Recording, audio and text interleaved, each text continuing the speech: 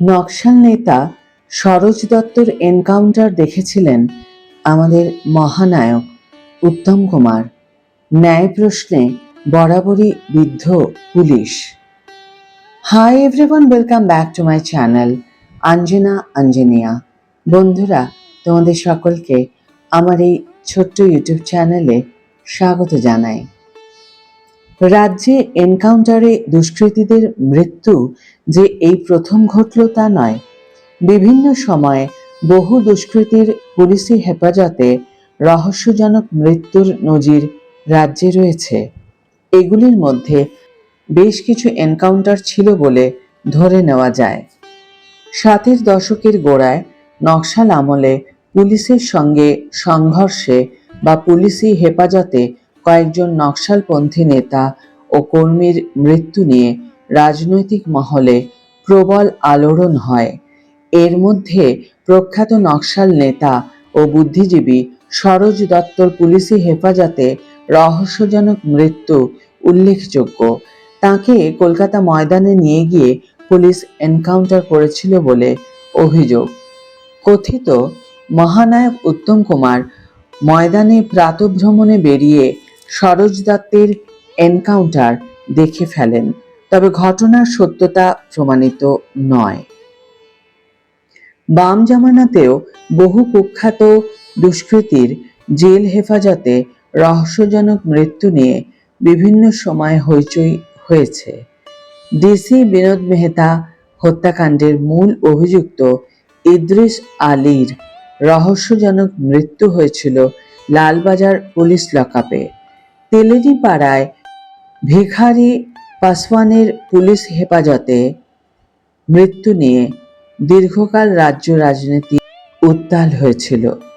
মমতা বন্দ্যোপাধ্যায় মুখ্যমন্ত্রী হওয়ার পর মাওবাদী নেতা কিষেনজির পুলিশ এবং কেন্দ্রীয় বাহিনীর সঙ্গে সংঘর্ষে মৃত্যু হয়। সেটি এনকাউন্টার ছিল কিনা তা নিয়ে প্রশ্ন ওঠে। তবে বারুইপুরে নাবালিকা ধর্ষণ ও খুনের ঘটনায় প্রধান অভিযুক্ত প্রভাস মণ্ডলের এনকাউন্টারে মৃত্যু পুরনো সব বিতর্ককে ছাপিয়ে গিয়েছে। ধর্ষণ ও খুনের মতো ঘটনায় অভিযুক্তদের এনকাউন্টার করা কতটা যথার্থ তা নিয়ে সমাজের সব স্তরেই আলোচনা চলছে। এই বিতর্কে সহজ সমাধান সম্ভব নয়। যোগী আদিত্যনাথ উত্তরপ্রদেশের মুখ্যমন্ত্রীর চেয়ারে বসার পর সেখানকার আইন শৃঙ্খলা পরিস্থিতির প্রভূত উন্নতি ঘটেছে বলে দাবি করা হয়।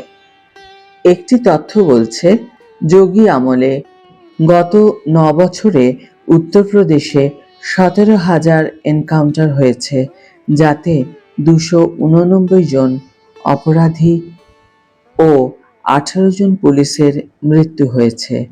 একদলের ধারণা, এনকাউন্টারের ফলে দুষ্কৃতীদের মনে ভয় এসেছে এবং অপরাধ কমেছে। অন্য একটি অংশ অবশ্য এই তত্ত্বে বিশ্বাসী নয়।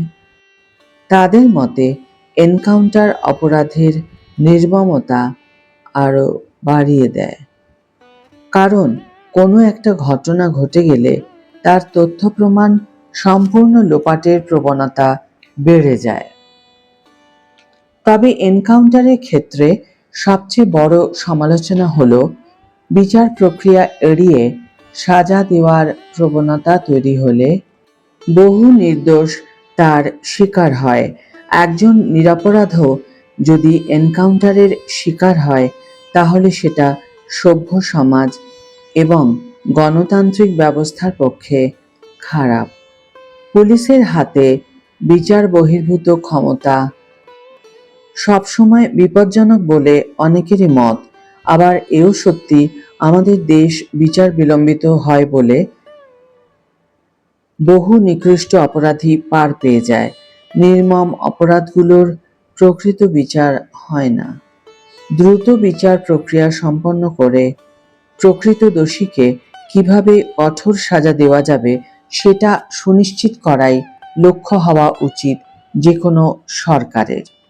উত্তম কুমার এই সরোজ দত্তের এনকাউন্টার দেখার পরে তাকে অনেক সমস্যার সম্মুখীন হতে হয়েছিল এবং এই প্রসঙ্গে তাকে মেকআপ রুম থেকে লুকিয়ে নিয়ে গিয়ে মুম্বাইতে যাওয়ার ব্যবস্থাও করে দেওয়া হয়েছিল এবং মুম্বাইতে তিনি অনেক দিন বসবাস করেছিলেন।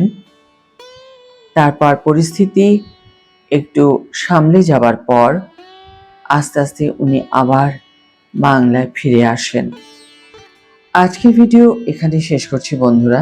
ভিডিওটি যদি ভালো লেগে থাকে তাহলে অবশ্যই একটি ছোট করে লাইক দিও, শেয়ার করো বন্ধুদের সাথে, কমেন্ট করে জানিও তোমাদের মতামত।